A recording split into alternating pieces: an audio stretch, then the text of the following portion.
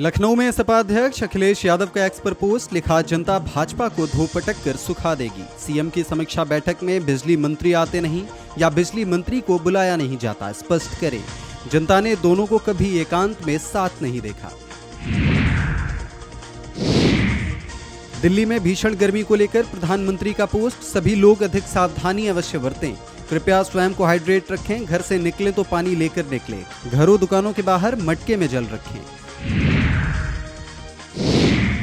लखनऊ में मंत्री ओम प्रकाश राजभर का बयान, बाराबंकी में राजभर की हत्या यादव ने की, मऊ में राजभर बेटे की हत्या यादव ने की, देवरिया में राजभर की हत्या यादव ने की, वाराणसी में राजभर की हत्या यादव ने की। यादव लोग राजभर पर अत्याचार कर रहे हैं। अखिलेश बताएं दिल्ली सरकार कैसे गिरेगी, अखिलेश यादव के अंदर करंट नहीं बचा। दिल्ली में नेता विपक्ष राहुल गांधी का एक्स पर पोस्ट, सीबीएसई परीक्षा परिणाम में भयंकर हेराफेरी, लाखों बच्चों और उनके माता पिता सदमे में, हमेशा की तरह न जवाब न जिम्मेदारी न शर्त। कोएम्प्ट कंपनी को यह जिम्मेदारी मिली थी, ये पहले ग्लोबरेना नाम से कारनामे कर चुकी है। नाम बदला पर नियत वही फितरत वही, यह गलती नहीं सोचा समझा षड्यंत्र है। दिल्ली में अमित शाह ने कल बीकानेर में बड़ी बैठक की, सीमावर्ती जिलों को लेकर बड़ा फैसला। भारत पाक सीमा से 15 किलोमीटर तक अवैध निर्माण पर सख्त कार्रवाई होगी। अवैध निर्माण को तुरंत ध्वस्त करें। बीएसएफ, एनसीबी, सीबीडीटी मिलकर करेंगी बॉर्डर मैनेजमेंट। नकली आधार कार्ड, संदिग्ध फंडिंग की जांच होगी। राजस्थान के 5 बॉर्डर जिलों के डीएमएसपी को दिए गए निर्देश। दिल्ली में एनएसयूआई प्रभारी कन्हैया कुमार का बयान, नीट पेपर लीक पर बोले, एनटीए पैनल के टीचर्स मिले हुए हैं। परीक्षा पर चर्चा करने वाले चुप हैं। शिक्षा मंत्री ने इस्तीफा नहीं दिया, सरकार ठीक से पेपर भी नहीं करा पा रही। लखनऊ में सपा महिला मोर्चा अध्यक्ष सीमा राजभर का बयान, ओपी राजभर को बवासीर की बीमारी है। बीजेपी के नौकर हैं ओम प्रकाश राजभर, जब से मंत्री बने हैं राजभर समाज को नुकसान। दिल्ली में कांग्रेस अध्यक्ष मल्लिकार्जुन खड़गे ने एक्स पर लिखा पोस्ट, गर्मी तो झेल लेंगे, महंगाई से आम जनता के पसीने छूट रहे हैं। महंगाई की आग से आम जनता के पसीने छूट रहे हैं। दिल्ली में एसआईआर की वैधता पर सुप्रीम कोर्ट का फैसला, एसआईआर को चुनौती वाली याचिकाएं खारिज की गई। देश में एसआईआर प्रक्रिया चलती रहेगी, एसआईआर प्रक्रिया में कोई कमी नहीं। इलेक्शन कमीशन के पास एसआईआर कराने का अधिकार, इसमें दखल नहीं दिया जा सकता। इलेक्शन कमीशन ने कानून का दुरुपयोग नहीं किया। लखनऊ में मोदी सरकार के 12 साल पूरे होने पर अहम बैठक, 10 जून को जुटेंगे एनडीए शासित राज्यों के सीएम। बैठक में प्रधानमंत्री नरेंद्र मोदी होंगे शामिल, गृह मंत्री अमित शाह भी बैठक में रहेंगे मौजूद। केंद्र और राज्यों के बेहतर समन्वय पर होगा मंथन, सरकार की उपलब्धियों और योजनाओं पर चर्चा। संगठन सरकार के एजेंडे को लेकर विचार विमर्श। दिल्ली में राजनीतिक गतिविधियां रहेंगी तेज। कांग्रेस सांसद इमरान मसूद ने एसआईआर कराने के ईसीआई के फैसले को सही ठहराने पर कहा, एसआईआर पहली बार नहीं हो रहा। यहाँ जो खास तरह का गलत इस्तेमाल हो रहा है वह यह है कि आप वोटर लिस्ट से नाम हटा देते हैं और फिर उन्हें अपील के तहत पेंडिंग छोड़ देते हैं। बाद में जब अपील पर सुनवाई होती है तो वह व्यक्ति जीत जाता है और उसके वोट देने का अधिकार बहाल हो जाता है। अगर चुनाव पहले ही उनकी भागीदारी के बिना हो चुका है तो क्या वह चुनाव मान्य रहेगा? अब जब उत्तर प्रदेश में यह प्रक्रिया पूरी हो चुकी है और अंतिम लिस्टें जारी हो चुकी हैं तो अब और वोट नहीं काटे जाने चाहिए, है ना? इतनी बड़ी कवायद से गुजरने के बाद अब आप किस आधार पर वोट काटेंगे? अगर हमारे वोट कटेंगे तो हम सुप्रीम कोर्ट जाएंगे। भाजपा सांसद सुधांशु त्रिवेदी ने कहा, एसआईआर प्रक्रिया को सर्वोच्च न्यायालय ने संविधान सम्मत माना है और चुनाव आयोग के अधिकारों के अंतर्गत माना है। निष्पक्ष और पारदर्शी चुनाव प्रक्रिया के लिए अवश्य माना है। निष्पक्ष और पारदर्शी चुनाव प्रक्रिया के लिए आवश्यक माना है।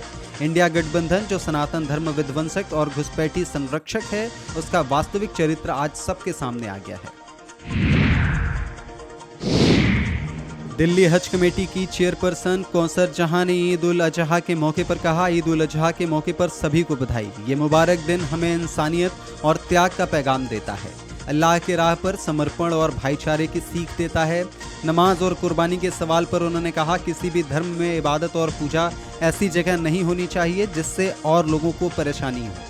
नमाज के लिए मस्जिद और अन्य स्थान निर्धारित हैं, इसलिए नमाज सड़कों पर नहीं पढ़ना चाहिए और कानून व्यवस्था को बनाए रखना हम सबकी जिम्मेदारी है।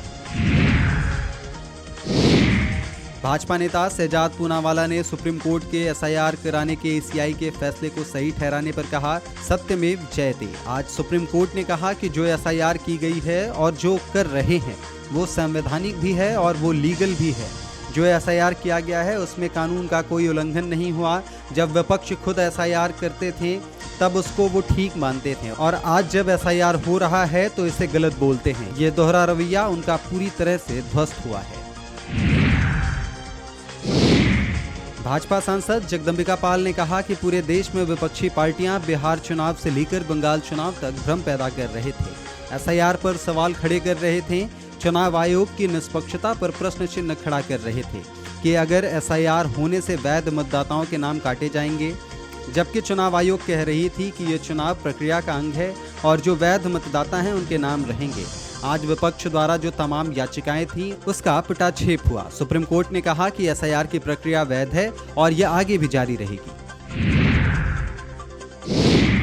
यूपी कांग्रेस अध्यक्ष अजय राय ने एसआईआर पर कहा, जो भेदभाव हो रहा है ये ठीक नहीं, उसमें चिन्हित करके कार्रवाई की जा रही है, यह गलत है। आप सही चीजों पर काम करें, सही के साथ पूरा देश खड़ा है, जो गलत हो रहा वो गलत है। उत्तर प्रदेश सरकार में मंत्री दानिश आजाद अंसारी ने सुप्रीम कोर्ट द्वारा भारत निर्वाचन आयोग के बिहार में शुरू किए गए मतदाता सूची के विशेष गहन पुनरीक्षण के निर्णय को बरकरार रखने पर कहा, निश्चित तौर से एसआईआर के माध्यम से चुनाव आयोग लोकतांत्रिक ढांचे को और मजबूती देने का काम कर रहा है। निष्पक्ष चुनाव होंगे तो देश का लोकतंत्र और संविधान और मजबूत होगा। एसआईआर के माध्यम से जो भ्रम फैलाने का काम बार बार किया गया उसमें कोई आधार नहीं है। एसआईआर के माध्यम से चुनाव होगा तो वह चुनाव फेयर होगा। एसआईआर के माध्यम से देश के लोकतंत्र को और मजबूती मिली है। आरजेडी सांसद मनोज कुमार झा ने कहा, सुप्रीम कोर्ट से हमें उम्मीद थी, हमारी चिंता थी कि आज भी लाखों लोग बंगाल में बाहर हैं। हमारा समावेशन के बजाय बहिष्कार की प्रक्रिया पर सवाल था। सुप्रीम कोर्ट ने कहा है तो देखते हैं इसमें और क्या कह सकते हैं।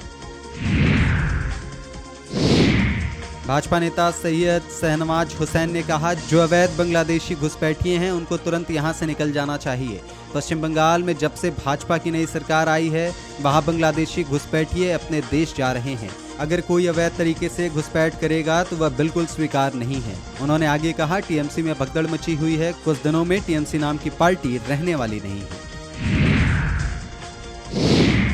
दिल्ली के पूर्व मुख्यमंत्री अरविंद केजरीवाल की एक्स पर पोस्ट, पूर्व सीएम पिनराई विजयन पर ईडी की कार्रवाई पर किया सवाल, केंद्रीय एजेंसियों के दुरुपयोग का लगाया आरोप। विपक्षी दलों को निशाना बनाया जा रहा, लोकतंत्र को कमजोर करने की कोशिश हो रही। क्षेत्रीय विपक्षी दलों को दबाने की कोशिश, ईडी कार्रवाई को राजनीतिक बदले की कार्रवाई बताया।